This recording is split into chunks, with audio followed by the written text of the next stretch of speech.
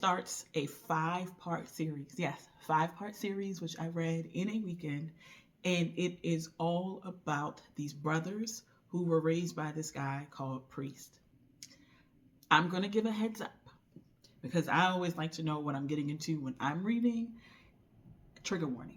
Trigger warning, trigger warning, trigger warning. Abuse is in these stories. Okay? Murder is in these stories. Murder for hire is in these stories. Suicide ideation in these stories. Oh my God, what else? Um, Talking about terrorism is in these stories. Torture is huge in like the fourth and fifth book of these stories. Talking about schizophrenia.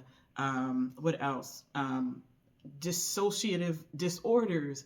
All of those triggers, if those things that you don't want to read, are in these stories. Abuse of children in the stories. So if you are a person who cannot deal with any of that, you could do like I did. If you still want to read the story, I would read it and then I would see a part coming up and I would be like, because I'm using my Kindle. I'm using my Kindle. So I would bypass that because there's certain things that I just don't want to read. I just don't need to. It was one part of the book. I'm not even going to talk about it. I was clutching my pearls. So I was like, what is, like, who would think of this? Ugh. But I digress. So the first story in the series is called Hawk. Okay. You ever read a story, and I read a lot, where you're reading the story and there are what's tell anyway, my vocabulary is not working today. There are signs in the book that something is not what it seems. And I thought, me personally, because I read so much, that you cannot get one over on me. Like, I really believe that. This author got one over on me twice in two separate books. When I tell you it blew my mind, I had to start reading and be like, the fuck? So, this story starts Hawk. If you don't like spoiler alerts, bypass this. Spoilers. This is the first story in the series called Hawk, right? And he is an assassin. He is the first one. Now, there is something special about him. I'm not going to tell you what it is because I want you to know when you read it. But there is something special about him that when you're reading it, you don't really pick up on it. You just think that he is very affectionate and he likes to touch people and things like that. But that is how the author, leaves breadcrumbs for you. Let me say this. He is with a young lady named Brooklyn. Hawk was with her sister. Now, remember I said in the beginning that her sister, Brooklyn's sister, who we are calling Red, because each of these people in these stories have a different name for her. She was his person, right? They didn't have sex, but she was his person who he would go to in order to feel connected to someone. Because again, he is a part of a assassination, or he's a part of an association called the Church, and they kill people. And one of the things and they kill bad people. Let me just say that they are killing people who are like the deviants of the world, supposedly. Now, Hawk is one of the best of the best. His whole crew is the best of the best. Like, nobody is touching them with the assassinations. Each person within his crew kind of gets worse. Like, when I mean worse, I mean like each person gets a little bit crazier as the series progresses. So he, out of everybody, is the one that I would say is the most all together. And that's saying a lot because each of them have their own stories. But Brooklyn is the person that he falls in love with. Now, this is where it gets kind of interesting. Brooklyn's twin sister, identical twin sister, has put in her mind that she is going to set Hawk up with her sister. Now, what she does is she takes on this persona of her sister and she talks about him and talks about her to Hawk. I hope I said that right. So she's basically doing she's trying to get them together without either of them knowing, because he doesn't know that he doesn't know anything about the sister. Okay, I said that wrong. He knows certain things about her, but he's never seen her face outside of what he sees for Red. So what Red does is she dyes her hair like her sister's, because she has red hair. She's not built like her sister. Her sister's a little bit more curvier, but she starts to take on the mannerisms of the things that she knows that her sister is looking, that her sister does. So like building IKEA furniture. Every time he comes over to her, because he only gets to see her once a month based on the church rules, she always has something for him to build. She is cooking things like breakfast food because she knows that her sister Brooklyn, that's the only thing she knows how to make. So she is sort of taking him on this journey of getting to know her sister. Now for Hawk, he is falling in love with this person, but he doesn't realize that who he's falling in love with is the identical twin sister.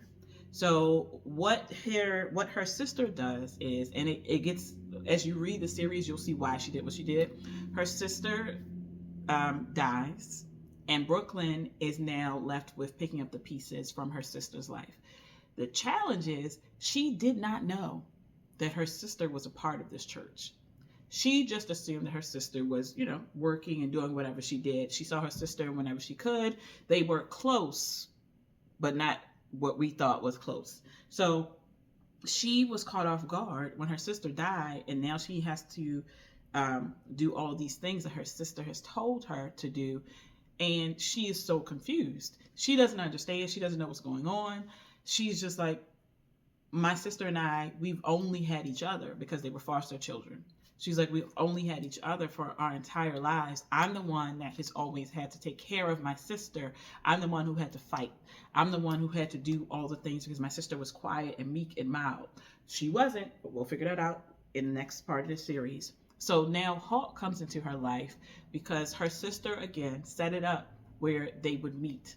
And she has said to Hawk, I want you to take care of my sister.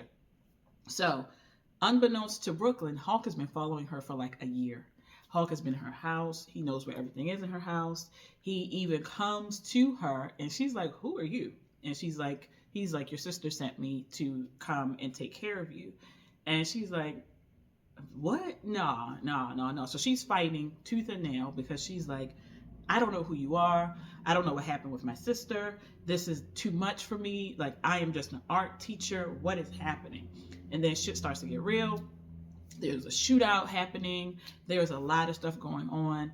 But what they decide to do is he wants to come out of the church. He doesn't want to be a part of it. But he knows the only way he can get out of the church is either by, like, there's no other way. Right? Either you're going to die or you're going to die.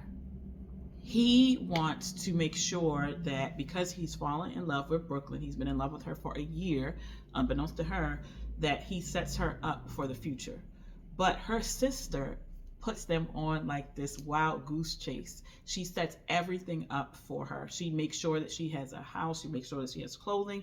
She makes sure that everything that she needs in order to live the rest of her life free and clear of debt and anything, she set up for her. And her sister, Brooklyn, is really confused because, again, she didn't know her sister was even worth this amount of money.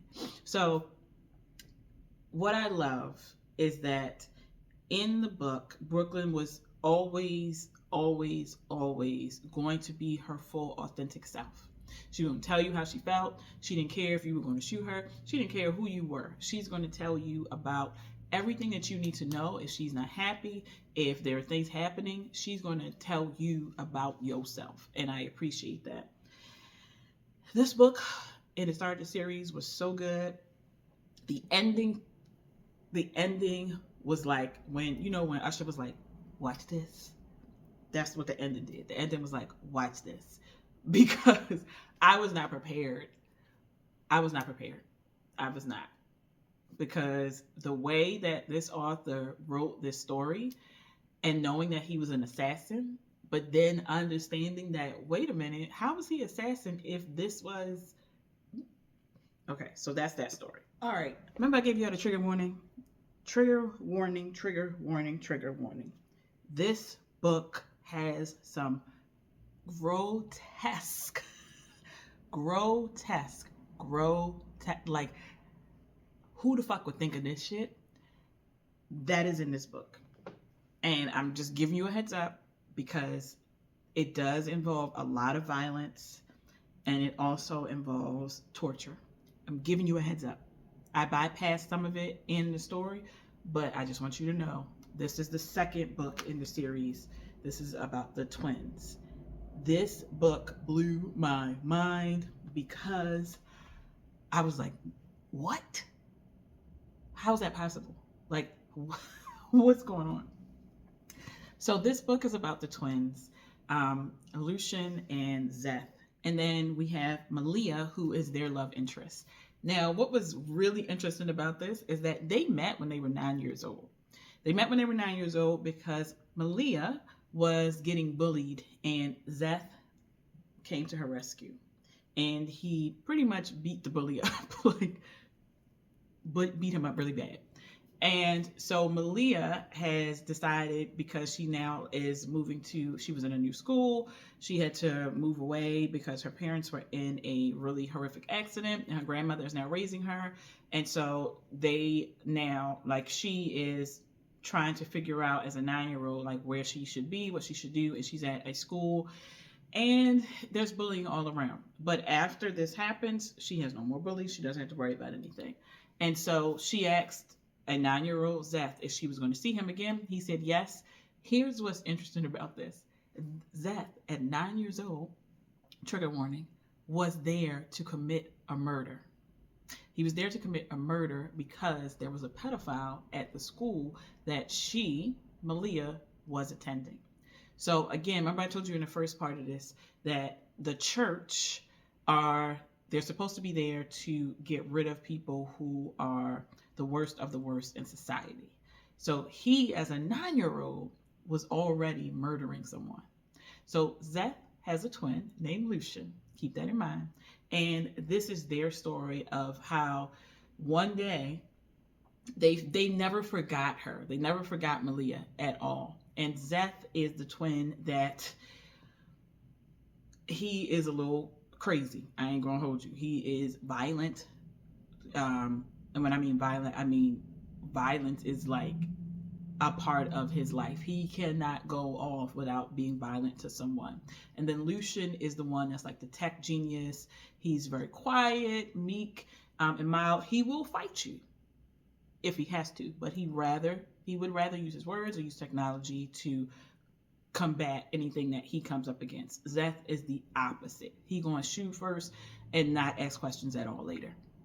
So when they get older, Malia now has a daughter that she adopted named Emery. Her grandmother is still there. Her grandmother is a pistol. When I tell you her grandmother is a pistol, her grandmother is like, why do you think I gave you riding lessons when you were a child? So when you get older, you would know how to ride a dick. Who grandmother is this? Like, her grandmother is that girl. And she is very much like, you need to go, you need to date, you need to do this. So Malia has her own bookstore that she's very proud of. She's the money from her inheritance. And she just got out of a relationship with a dickhead. And they are trying to tell her, like, you need to date. So Lucian comes up. She remembers his face, sort of, but she's like, you look familiar. And he's like, you met my twin when we were like 9 years old. And so he's very much interested in her. When I mean interested, he is like, I want to take you out. I want to do this. She's like, I am not like that.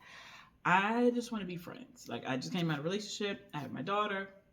I just want to be friends. Everyone is around her. It's like, you need to go and do that because your ex-husband was a dickhead and you need to go back out there and, as her grandmother says, take the horse and ride it.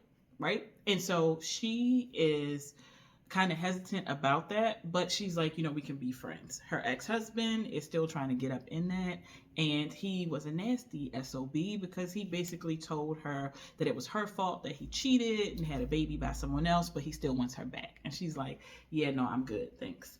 And so Lucian is there, and again, Lucian is the nice, calm twin. So Lucian wants to take her out and wine and dine her, but at the same time, Lucian is still working for the church, and they're trying to find this person because this person has eluded them at every person that the church sends after this person they're trying to get. His name is Rashad, I think.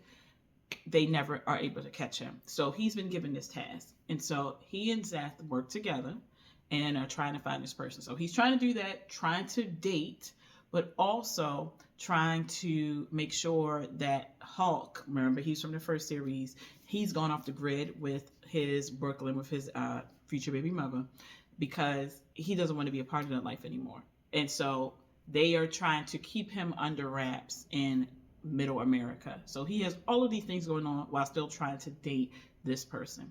So again, remember I told you she had a daughter named Emery. Emery's story is wild because she is an assassin. Mind you, she's like 8 or 9, but she is also an assassin. She has been trained to kill people. She has a teddy bear that you could screw the top off, and inside of that is a knife. Mind you, Malia didn't know. The only person that knew was her grandmother. Okay, I'm gonna put a pin in that. Her grandmother knew that this child was dangerous. And I won't say dangerous, but she knew that this child was made to be an assassin. Here's the other thing. The child is a selective mute. So all she does is sign language, and she has an iPad that she uses to get her point across, right?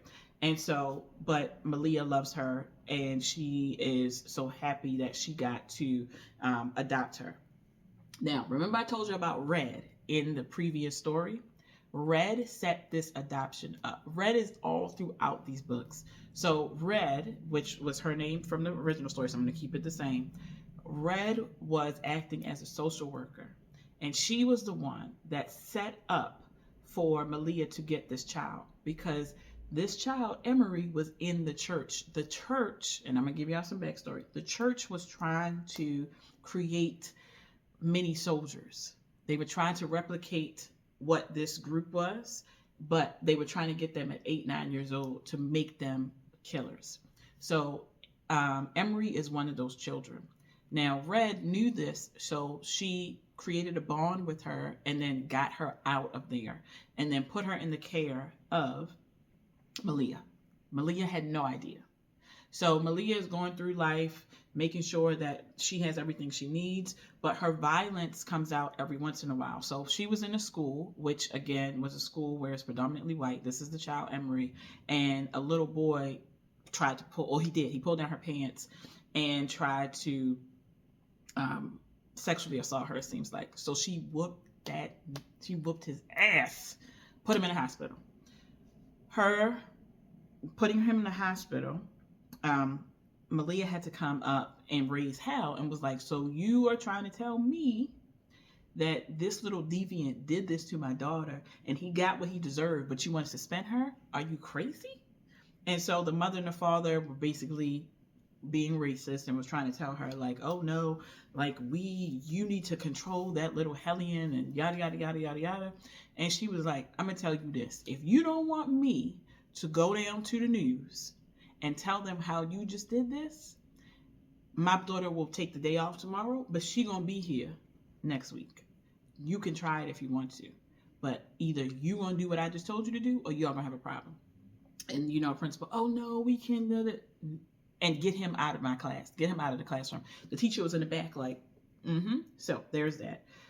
But that's to give you a preview of how she can throw hands. And is again 8 or 9, and she's an assassin. So she was lightweight when she whipped that little boy ass. Again, Malia has no idea, but the grandmother knows. So Malia is going through life. She again sees Lucian. Lucian is like, I want to date you. I want to do all these things. And then Zeth pops up, and Zeth is like, I'm the one that saw you first, but I want to make sure that Lucian has his time because I know he really liked you. He was the one actually that saw you first and said that you would be something special to them. And so he is making time for Lucian to get to know her, to make sure that they are where they're supposed to be when it comes to protecting her, because there's something that's going on where someone is keeping tabs on her.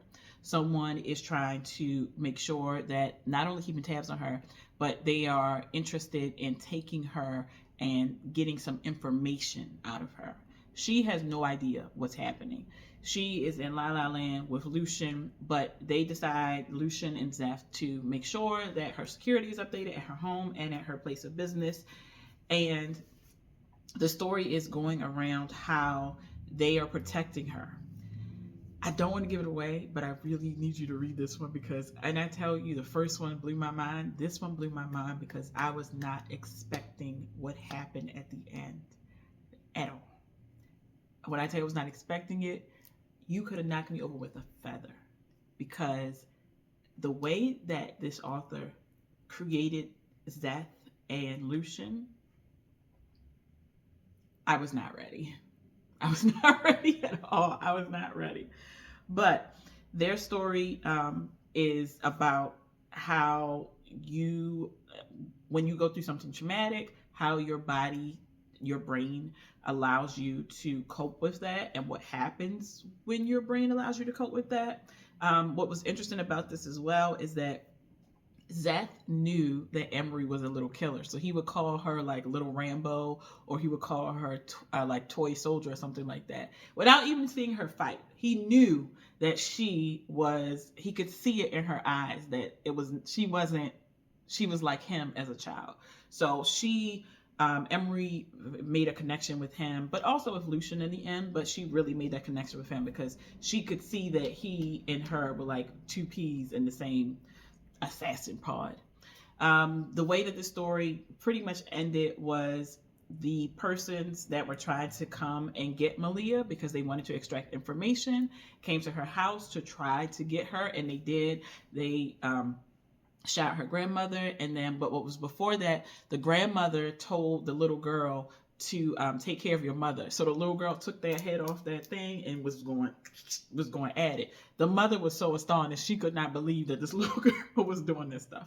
But they, of course, were saved, and it was interesting because a lot of the things that they thought they knew, they had no idea. They had no idea. A lot of the things about her mother and what happened with her mother and who her father was, it was a lot. It was a totally different space that from the first book. But this book, I felt like, was the one that opened up what was happening, what is going to happen in the next stories. So we're going to go to number 3. All right, now, y'all. In book 3, we meet the Pappy. So book 3 is all about Priest. Priest is the person who took all of these misfits as young boys and put them together. So they call him Priest, but he is their father. What's interesting is that he wasn't much older than them. He was a teenager when he put them all together. But the way the church works together is that they have deacons, and each deacon has children that they are creating, molding to be assassins for the church. So he has one of the best teams, and they're always trying to replicate what he did. But what he decided to do before he even started was to raise them as brothers. So they are all different variations of a little bit insane, all have their own things happening, but he knew that in order for him to have a cohesive team, he had to make sure that they were brothers. Now, his connection with this whole thing is that he and Red, I don't want to call them lovers because they had sex once before she was, but he loved her deeply. And she was the person that he knew could tell him what was going on with his sons. He called them his sons. So again, once a month, they would all go to Red to not have sex with her, but she would be the one that was like their psychologist that would tap into them to see what they needed. To be, each variation of these men had an ideal partner, and she was pretty much their ideal partner. So she was the person that would find out what was going on with them. That is her superpower. Each of them have a superpower. That is her superpower. And so his superpower was pretty much getting these boys together to make them who they are. And again, everybody wanted to copy what he did, but no one was successful. So in this part of his story, he is dealing with the devastation of finding out that Red is dead. And this story, it kind of gave me the ick factor a little bit. I ain't even gonna hold you, because he met Red when he was trying to get her sister, right? Remember, I told you that they were identical twins. Her sister has a photographic memory. So whatever she sees, she can roll it back in her mind and tell you exactly what it is. He saw them when they were 13, and he was coming to get her because the sister, the church wanted her. The church wanted Brooklyn for her memory because, again, they wanted to make her into an assassin. She saw this. She knew this. So she followed him home, and she made a deal with him. Mind you, she's 13. She made a deal with him because what she was able to do is to read people. And when I mean read people, I mean read them. She takes on any persona that you want, that makes you comfortable, that makes you not feel like she's going to harm you. And she is also an assassin. So at 13, she had this skill.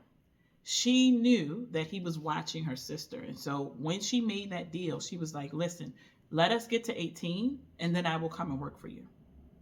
And at first he was like, girl, who child is this?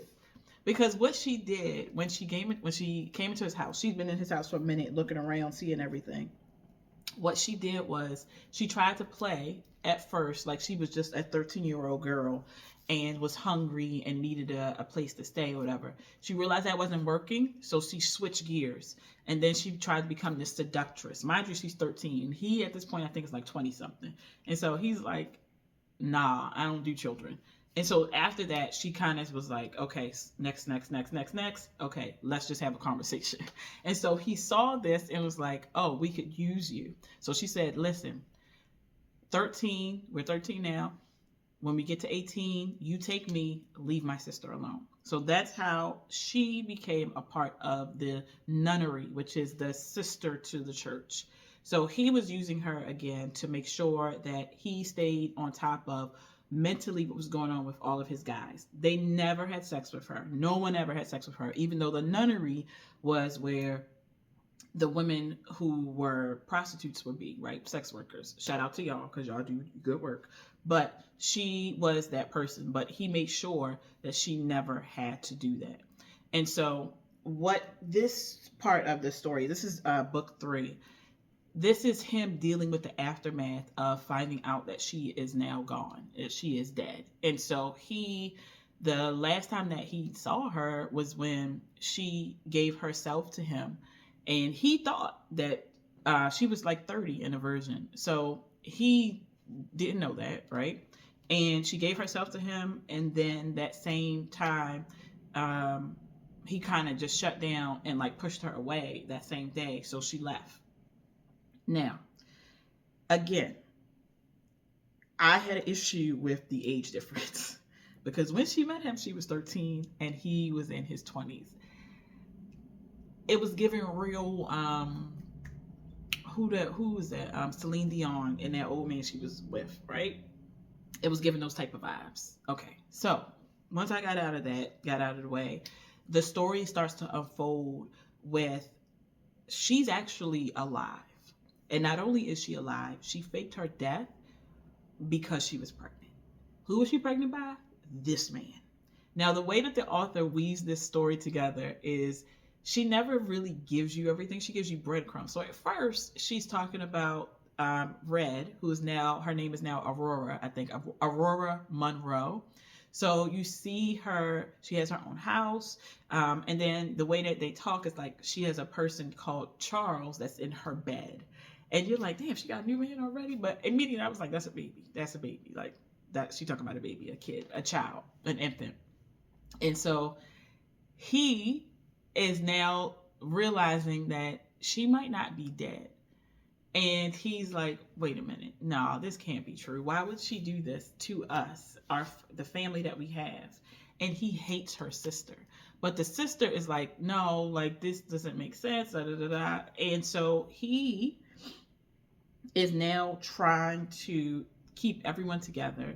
He has all of these guys that are, one is going off the deep end, one is here, one is there. And then they have one guy named Beast. Beast is who the church is afraid of because he is just that gone, right? Beast they call it the fog. When the fog comes on Beast, you can't get it off. Like, he has to go through stages to get it off. The fog is when he goes into his killing mode, and it doesn't matter who or what is around him, he is going to kill them. So Beast has been on lockdown for 5 years, and we'll get to why in his story, but he's been on lockdown for 5 years. The church is using him as a pawn for Priest, because Priest has a brother, and Priest's brother is called the Pope.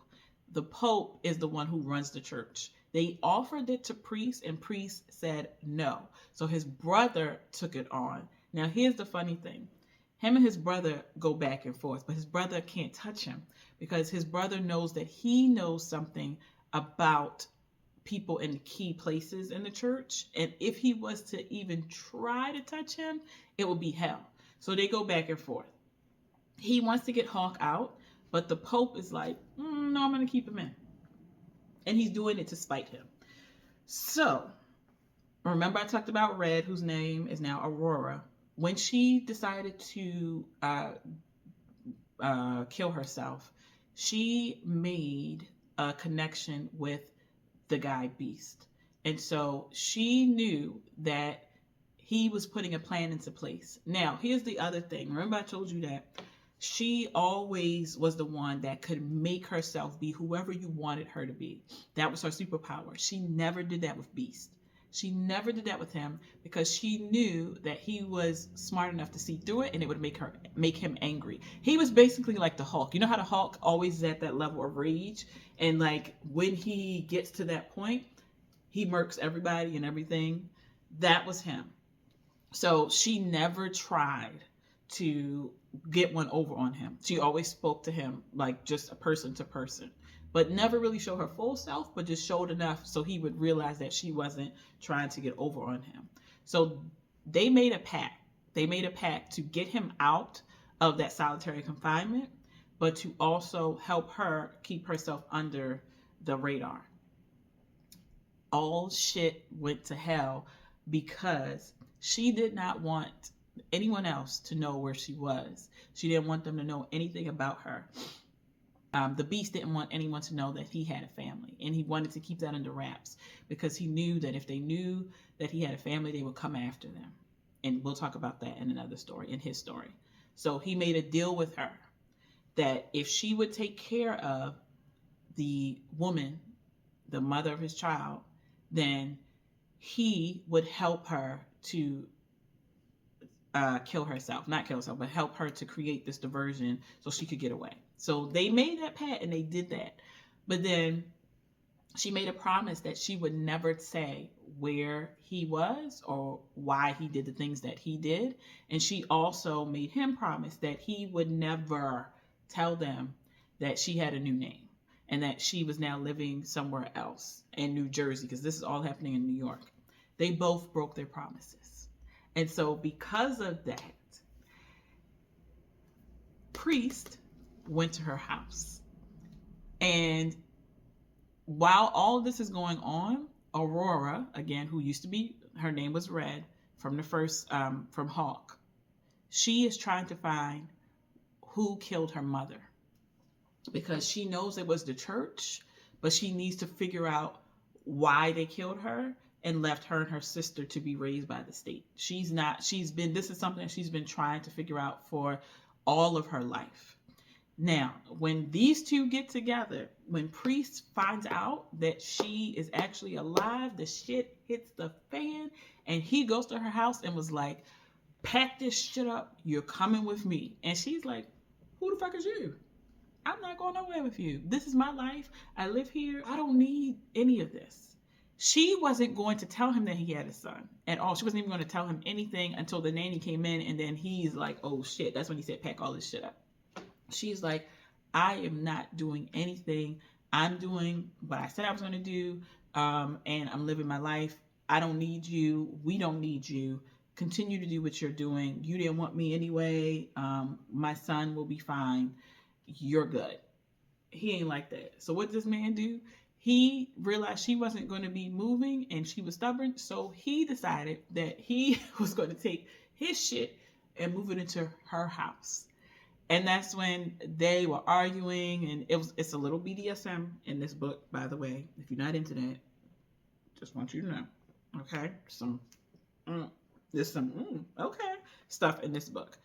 So they are going through the motions, but at the same time, they're trying to find where Beast is, because Beast is, again, their most absolute insane killer. So they're trying to find him, trying to keep everybody under wraps. He's not telling his sons that she's alive until he has to, because the church is now on their asses.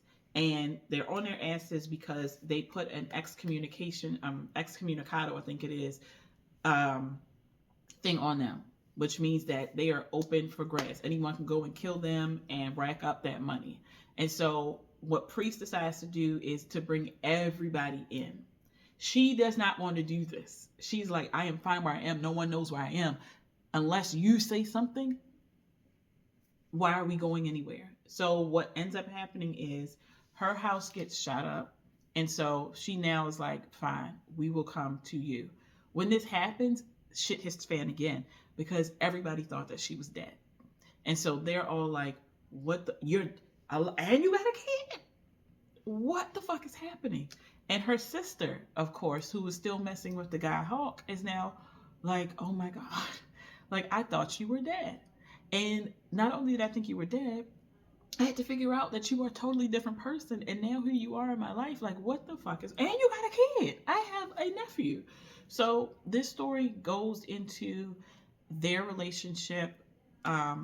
Priest, again, never wants to say that he loves her. So they are going back and forth, because the only way that he can get her to do stuff is by taking him to his sex dungeon.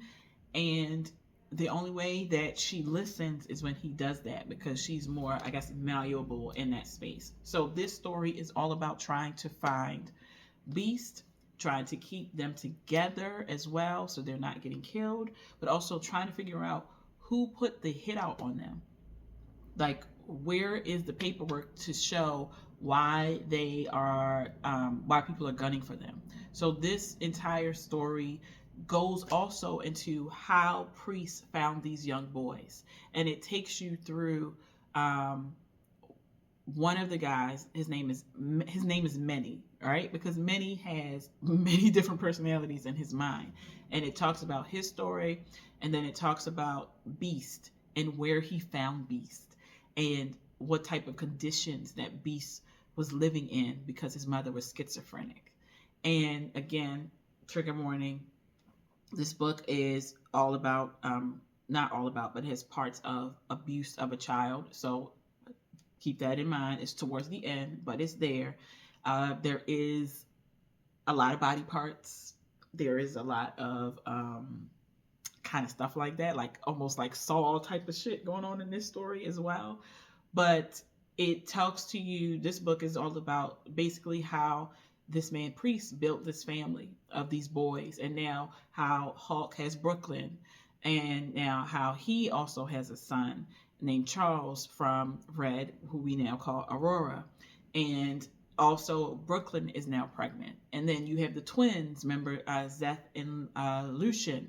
And now you have the little girl who's an assassin, and Malia, and you have all of them together. And again, you also have the other brothers who are there, who are trying to figure out what is happening, what is going on, how they can work together, and also keep the women in their life safe. So they're all now under one house, because they need to keep eyes on everybody, while at the same time trying to figure out who wants them dead. So, going on to number 4. I'm gonna tell you straight up, these last 2 books were some of the most violent in the series, because shit got real. So this is Beast. The way that Beast's story gets set up is wild. Beast was going to be creating a menu. So when they kill someone, they have something called the menu. And the menu is when they call to say they need to clean up, They're like, did you finish your menu? How many on your menu? And they're like, 1, 2, whatever. And then they're like, okay, thank you, hang up. And a cleaning crew comes to clean them up. Now, this story, let me get her. Oh, she does have trigger warnings in this one. And I think she probably has them in all of them. But I think for me, because I was just reading the next one. So for this one, she does have a trigger warning. Violence, drug abuse, suicide is mentioned as well. Definitely torture is in this one. Okay, just want to give you that heads up. But this book starts off with, what is her name off the top of my head? Summer. Summer is a drug addict. Point blank period. She's a drug addict. And not only is she a drug addict, her family life is horrible. Her father was schizophrenic. Her father shot her and then shot himself and killed himself when she was a child, probably like 8 or 9. Her mother knew that this man was a schizophrenic.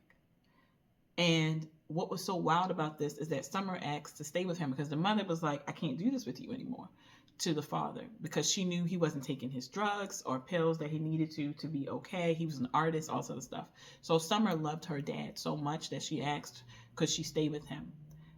The mother knew that he was having an episode and still allowed the child to stay. And that stayed with Summer for the rest of her life. And Summer has a sister whose name is Raina. Raina does not, like, when I say she hates her, and it'll come up in the final story. She hates her.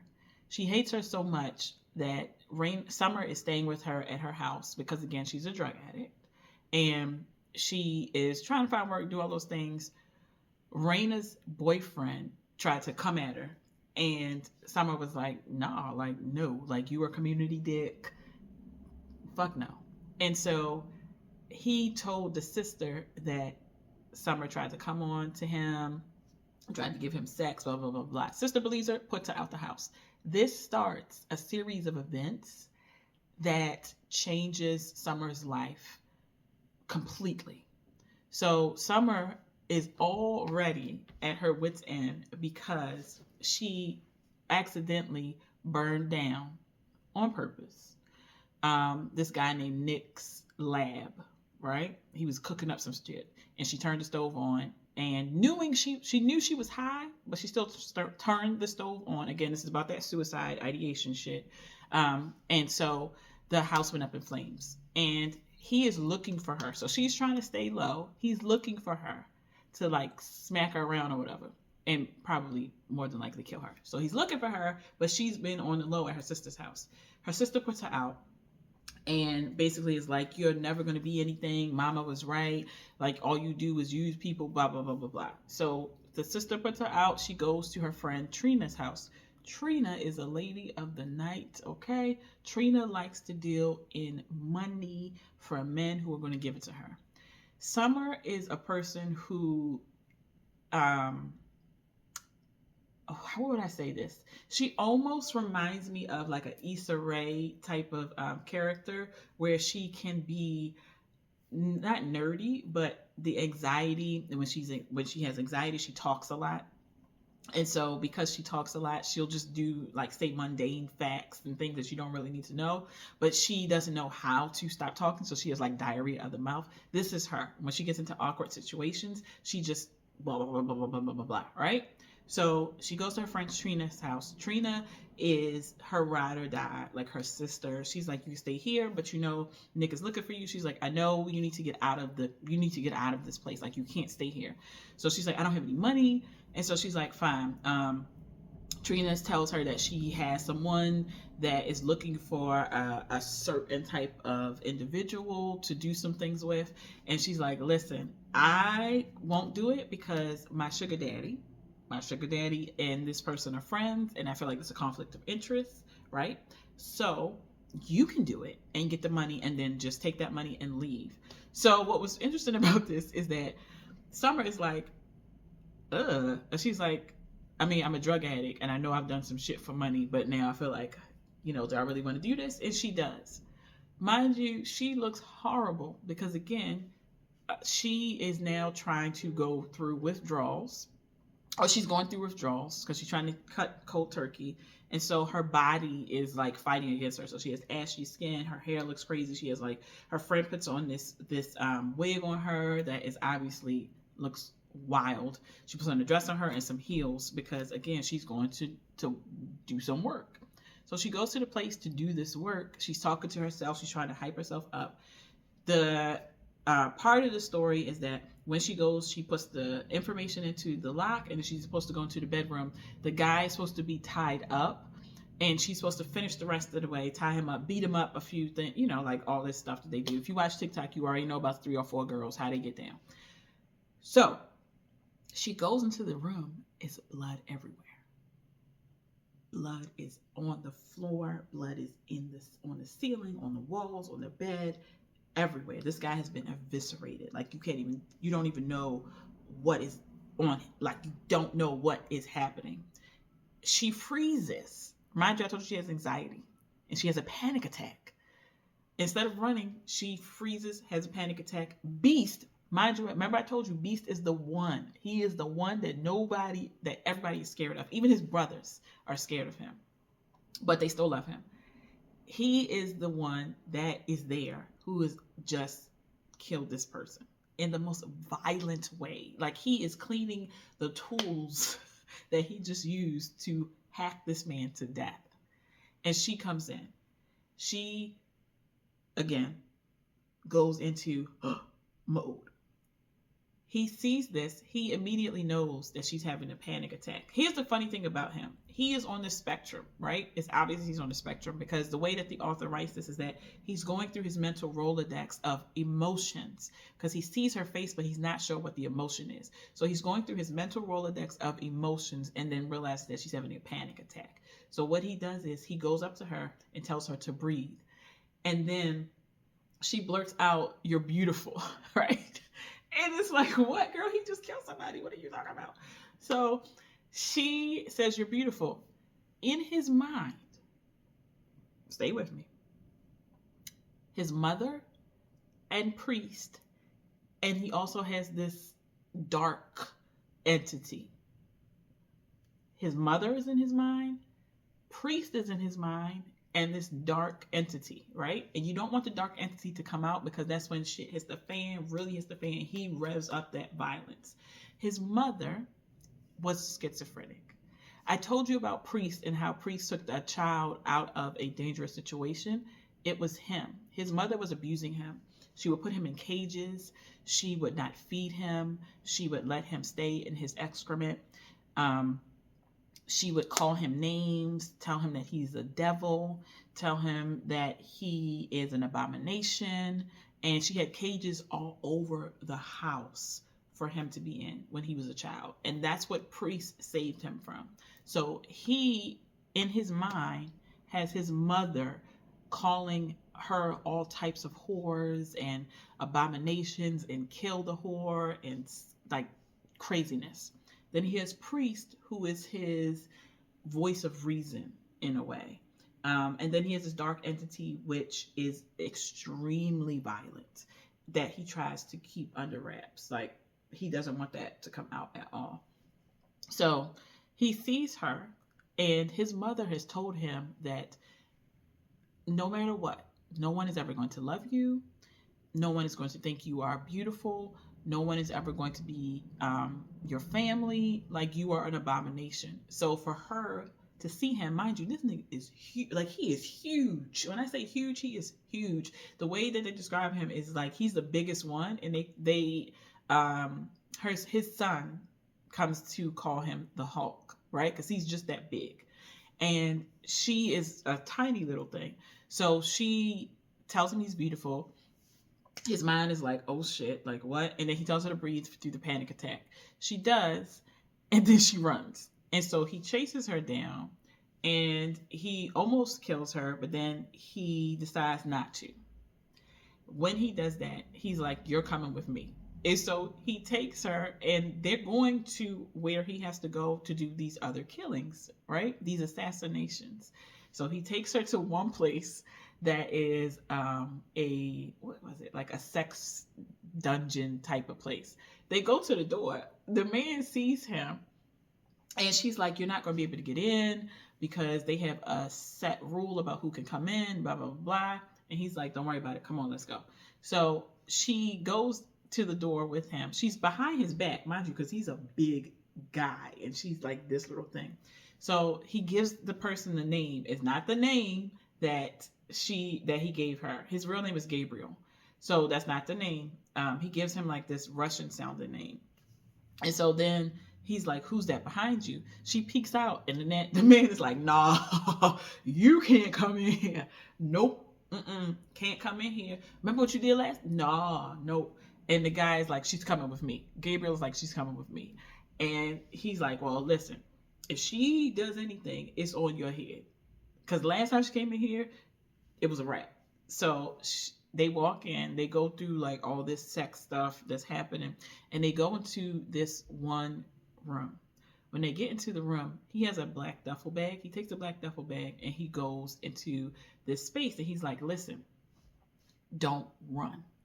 This man is going to come in here, and you need to do exactly what I tell you to do, but do not run, because I will find you." So she's like, "Okay." The guy comes in. He's an asshole. He's a politician that is siphoning money and basically doing all types of dumb shit. So he comes in. He's like, "Where's my regular person?" And she's like, "Well, she's off, so I'm your person." He's like, "Fine, whatever. Don't talk. Just do whatever you got to do." So she thinks about it, and she's like, I'm gonna run. I'm gonna run. So she turns to walk to the door. The guy gets off the phone. The politician gets off the phone. Is like, "Where are you going?" And she's like, "Oh, he was like, 'Come on, get over here. I don't have all this time like to waste. Like, come on, let's go." So she's like, "Fuck, I gotta do something." So Gabriel's listen to this. Gabriel comes out because she's like, "Oh, I'm just gonna go. I'm just gonna go and get." He's like, "No." So the guy gets up and grabs her. When that happens, Gabriel comes out like the Dark Knight that he is, and throws an axe and hits this nigga in the head. Hits him in the head. When he does that, shit hits the fan. She goes out. She runs out the back. She sees a guy, like an unhoused person, and asks him for help. I'm like, why don't you just keep running? But again, she's coming off of drugs, so her mind is not all the way there. And Gabriel finds her, sees her, grabs her little ass up, takes her back downstairs. And then he's like, "I told you not to run." And she's like, "I'm sorry. I'm not going to do it again, blah, blah, blah." And she's like, "I know you're going to kill me at the end of this, but I just really, he's like, "No, you stay here." He finishes massacring this person. And then they leave out the way they came. And she's like, "You're not worried? The cameras?" He was like, "No, I'm not worried." So they go to his house. And when they go to his house, or one of his stash houses, he tells her to like take the wig off and put on this hoodie that he has. So she does that because she's freezing, but it's not she's freezing because she's cold. Her teeth are chattering because she's going through withdrawal symptoms. And so they have to keep going because he has to get all these killings in. So they wind up going to a diner. She doesn't eat anything. But at the diner, she starts asking him questions. He obviously doesn't answer. She's like, "How do you kill these people? Like, how do you know?" And he tells her point blank, because he's like, "I'm going to kill you at the end of the night anyway. I am given a list of names, and I have to kill them by a certain time. These are all bad people. So that's what I do. I kill these bad people." And she's like, "Well, how do you know that they're bad?" And he's like, "I'll do my own research, and that's how I get it done." While they are there, she sees somebody come in and she tries to duck. And he's looking at her like, "What the hell?" It's the guy, Nick, who she burnt down his stash house, is one of his goons. So he's like, "Oh shit, Nick's been looking for you." He tries to grab her, wrong move. When he tries to grab her, Gabriel takes him, beats him up, and then they leave again. And she's like, "Oh my God, like this night can get any worse. What is happening right now? Like, I've watched you, like kill people, and now we're here, blah, blah, blah." He's like, "Okay, whatever, let's go." So they keep walking. Mind you, she is going through withdrawals. She's trying to get her body together. She is going through like all of the shaking, she doesn't have an appetite, all these things, because she didn't eat anything at the diner. And so they go to another place, which is a senior center, senior citizen center, something like that. He puts her in the closet. He's like, don't run. I will be back. He goes, he murks this other person. He comes back, finds her in the closet. She's on the ground. She's shaking. She's shivering. Like she is going through withdrawal. And they finally move out of that place and they go to the last place. Now, this is where the story gets interesting. When they go to, and this is why everything in stories 1, 2, and 3 has popped off, and they tell you in story 4. So, what happens is the last person that he was supposed to murder was a member of the church. He has been under the radar for the last 20, 30 years. He's an older guy. He's in his house, right? So they go in the house. Gabriel's like, I already set it up. I know he's on a plane somewhere. He's coming back at midnight. We're going to wait for him to come and pretty much like ambush him. When they get there, the guy is sitting down in the chair waiting because he knows that they're coming. And Gabriel is like, okay. And the guy is like, I need to tell you something. We are not only murdering people who are bad. We are murdering people based on the whims of the extremely wealthy. Some of them, not all of them. So Gabriel is like, I don't believe you. Like, I don't believe you. He's like, I'm telling you what it is. I learned that. And when I learned that, it was because I was sent to murder a woman. And when I went to murder her, I looked up her information and I'm like, none of this matches. Like, none of this matches with what I was told about who she is as a person. And I didn't do it. But he fell in love with the person he was supposed to murder, and then they got married. The only reason why he came off the grid is because she had cancer, passed away, and so he doesn't want to live anymore.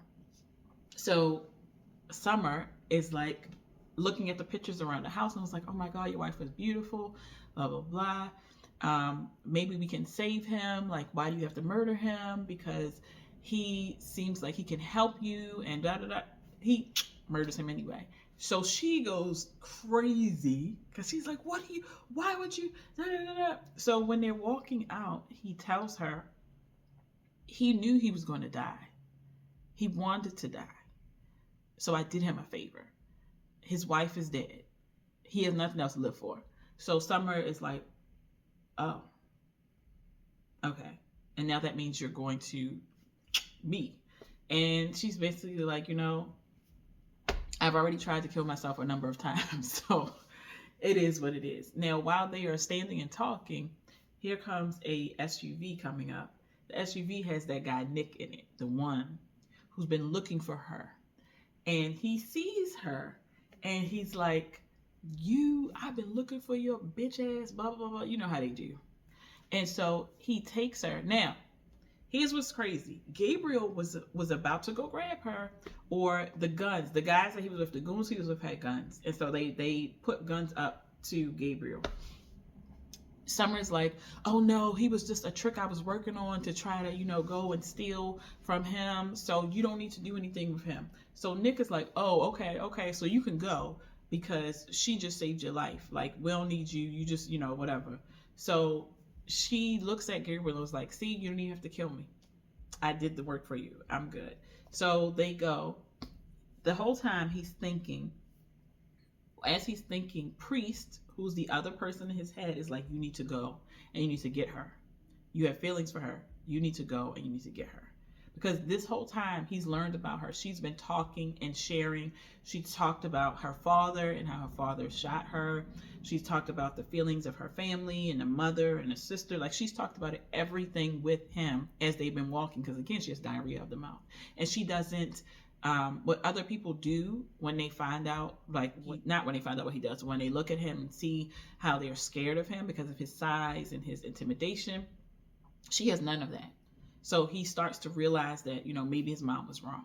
And maybe there's someone who actually does like him and could maybe fall in love with him. So they, again, and so what he decides to do is he finds where she is, because the hoodie that she had on has a tracker in it. So he finds where she is. He goes on this recon mission and pretty much kills everybody. When he gets into the bedroom where she is, Nick is there. Nick says, why do you even care? Like, what the fuck is going on first? And he says, why do you even care? Like, all she's worried about is getting high. All she wants is to get high. So they were going to kill her. Him and one of his goons were going to kill her by giving her a bag full of pills. That's what they were going to do. Now, he says the only thing she cares about is the high. She doesn't care about anybody else. She's worthless. And he takes the pills and like opens them up and scatters them across the ground. And you could see her like looking and contemplating. And he's like, look at her, look at her. She's a junkie. And so when he does this, she's just like, just let me go. Like, just leave, Gabriel. Like, just leave. And he's like, no. So he shoots him, kills him, and then takes her. Again, she's going through withdrawal. He takes her back to the apartment that they were in, tells her to take a shower, and them two go at it, right? He's a virgin. He's never had sex before because, again, he has been told, and he's had in the back of his mind that he's an abomination. No one loves him, like nothing. So they do that. This is all happening 5 years in the past. 5 years in the present, she is in recovery. She has a son who is his son. That son is on the spectrum, but he is talking. He wasn't talking. I think he stopped talking when he was 3. Oh, he started talking when he was 3. And he's a very intelligent little boy. He's 5, I think, right now. Yes, he is 5. And Gabriel has taken care of them. He gave them a house, gave them a car. He pays all the bills. She has a jewelry line that she is working on. She has been single this whole time. Trina, who is her absolute best friend, is still in her life. But now she's clean, she still wants to be in her family's life. She still wants to be present with them. And so, she lets her mom watch her son. She gives them $2,000 a month to watch him. And it's horrendous. It's horrible because her sister and her sister's baby father is in the house with the mother. And they have a son named MJ who is a terror. And so he always is messing with the little boy. And so she decides to take the little boy away and takes the money away. And then that caused a rift within that family. And she's like, I don't want to do this anymore. So she doesn't know that the beast, aka Gabriel, has broken out of this prison that he was in. The son has been seeing him because Gabriel has been coming to the back of their house and playing like ball and stuff like that. So he calls him the Hulk. She doesn't know this, but she just knows that he is loving the Avengers, and so he keeps saying, yeah, I'm talking to the Hulk. So she just assumes that he's, has an imaginary friend because he loves all the Avengers. But unbeknownst to her, he's having conversations with his dad. Now, the way this story is going is Gabriel keeps getting a phone call, and that phone call is from someone who doesn't say if he is a friend or a foe, but he's like, you had some loose ends that you need to clean up. Because when he saved her 5 years ago, that's when he went under, and that's when they put him in jail. And people are now starting to realize and putting the pieces together that he left something, which is Summer and her son, when he went a little bit rogue at that point. So he is going and pretty much killing everybody. And when I mean everybody that they encountered, from the guy who said she couldn't come into the club, to the waitress when they went to go get the food, the cook when they were at the same diet. Like, he's killing each and every person to make it be, to make sure that no one can recognize her, because someone is after her. And he doesn't know if they're after her because of him or after her because of something else. So he's killing everybody. So he keeps getting these phone calls from somebody who's like, you need to do X, Y, and Z. Like, and he keeps saying to them, are you my friend or are you my foe? And he's like, I haven't decided yet. So every time he gets a call, the person says, I haven't decided yet. I just want you to know that this is what's happening. And so that same person has sent someone to watch over her as well. Of course, he finds that person because he's been watching her too. Gabriel's been watching the house. And he, of course, tortures and murders that person. So, again, trigger warning with that. And he still doesn't know who this person is that's been calling his phone because no one seems to have any information. Priest is also looking for him. So what happens is Priest and Aurora, who's his baby mama, she still won't tell him anything, but she starts to realize that shit is getting hot on the block. So she calls Gabriel, Beast, aka Beast, and says, "Listen, they are looking for you.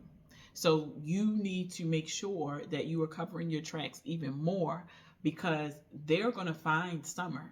And when they find Summer, they're going to find your son.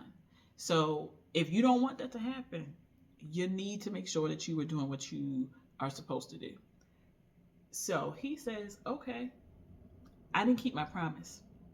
And you know I didn't keep my promise because you already know. She's like, "I know." And he's like, well, since you didn't keep your promise, then we're good. We're fair and square. And so he decides that he is going to not tell his family where he is and not do anything, but Priest finds him anyway. So Priest finds Summer's house and he's getting ready to go to the door, and Beast comes out of the shadows and is like, "No." And he's like, "What do you mean?" He's like, "I don't need your help. You don't need to be here. You need to leave." And Priest, again, is only afraid of him, not the other way around. And he's like, "I just want to help." He's like, Gabriel is like, "No, just leave. You don't need to be here because you're going to make the block hot. Leave." So what ends up happening is these people who he kept getting that phone call to tell him, like, "I'm your friend or your foe, haven't decided yet." That phone call calls him and says, "You need to get your family and you need to get out of there right now." So he is going down to get his son, and bullets start flying everywhere. Summer gets shot. When Summer gets shot, he calls his family and is like, and they come to help. They get her to surgery, and he goes completely dark and starts killing everybody. And not them, but start killing the people who he thought were after him, people of the church, the other deacons and stuff like that. And so this story is basically where the family comes together. They come together at this house they call the Ghost House, which is where I said Brooklyn and all of them were together before. So they all come to this place. The problem is Gabriel knows that he cannot stay with Summer and his child because of the voices in his head, because of how violent he is, and also because he knows that the church will not let him leave. And if they won't let him leave, then they will take her and they will take his son. So he makes it very much known that he's not going to stay. So Summer it's like an abusive relationship, honestly, because when he goes to one of his hazes and fogs, one time he choked her and she had to call her son's name. He's basically had sex with her and then thrown in her face. Like, it was all these things. And I love that the author, the way that she made Summer was very much a broken person, where you couldn't help but root for her, but you also wanted to be like, wake up. And so she knew that she was in an abusive relationship, and she said it, like, she verbalized it.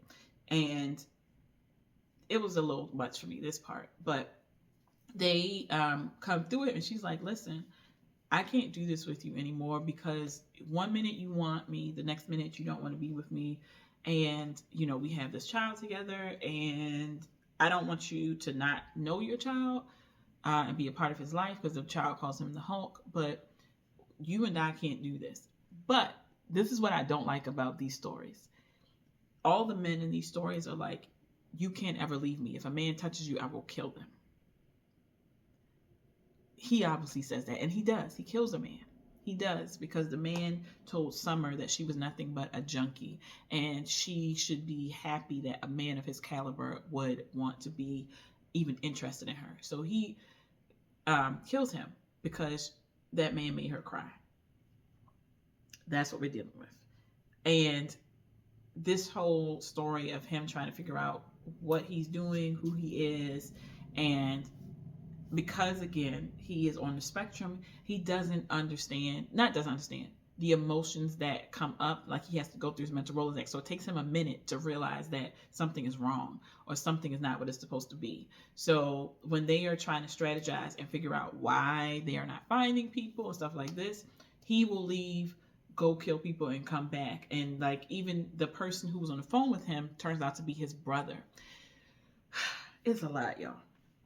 His brother, his half brother, is basically big like him, but a little bit not as crazy as him. He doesn't have the schizophrenia. Schizophrenia comes from the mother's side.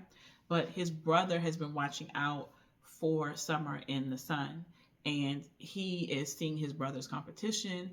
And so he like almost wants to hem him up sometimes, because he sees like the brother cares about the child, cares about Summer, makes her laugh, stuff like that. And so there was tension with that.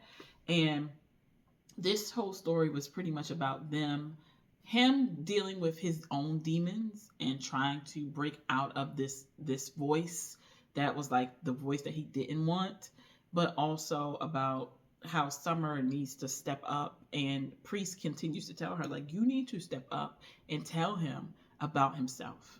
You need to take ownership of your feelings, because he keeps playing with you. And so this story is about all of those things, plus dealing with the torture and the murders, plus dealing with this family that's expanding, everybody's pregnant, but also trying to not get killed. Try not to get killed. So that was story number 4. And then story number 5 is pretty much the continuation. And I don't want to give it all away, but something devastating happened to the family, which made them like go even harder to take on the church and to get this excommunication stuff together. But in this last story, you see Summer come into her own, to start really identifying with herself, her love, how she wants to be treated. You also see them pull together even more. You get a glimpse of one of the other brothers. You get a glimpse of his story. I wish he would have. I hope there's another story about the other brother. His name is Zell.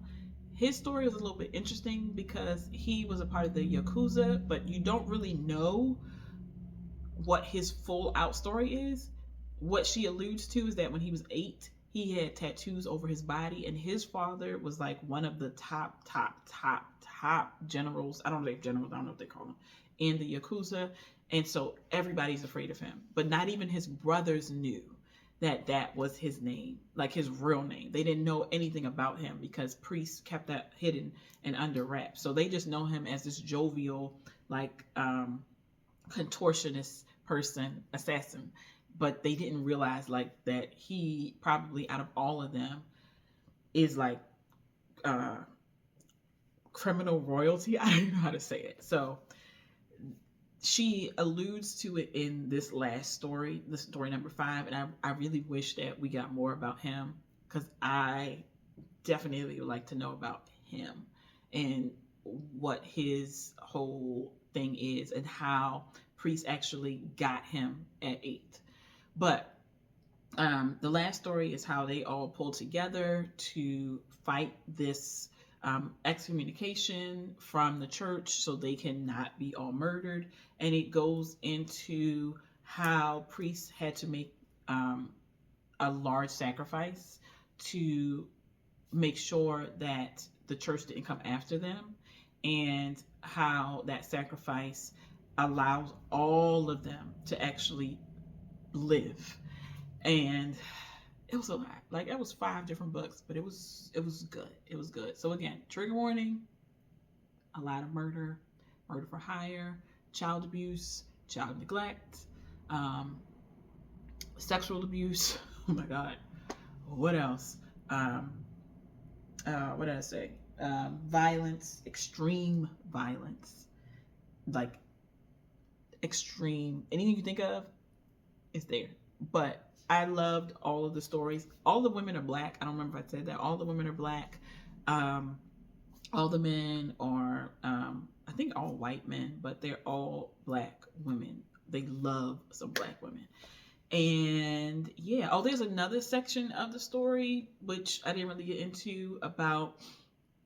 I think they were called, I forget remember what the other name of the other organization is, but the other organization, all women, they are also assassins. They are better. They are better than the church. They've been around longer than the church, but they've been watching the church. So that also comes into play. And that was really like, remember I talked about the grandmother, Malia's grandmother? She's a part of that. And they also allude to that in the church. I hope she does a story about all of them, because that would be amazing. I would read that. I would read all 5, 6, 7, 8 series of that as well. But thank you for watching this. I know it was really long, but this book was absolutely long. These books were long. It took me about a weekend to read them. And I hope that you do take time to read them. I'm going to put the author and everything up, and you can see that in the information below. Definitely get them. Kindle Unlimited. I went through all of them. Again, trigger warnings. Please read them. They are real. And if you are a person that doesn't like certain things, these might not be for you. These are dark romance, straight up dark of the darkest, the darkest. So just be aware of that. Make sure you subscribe, make sure you like, make sure you comment. If you read these books, let me know what you thought about it, because I would really like to know. I really would. All right, y'all.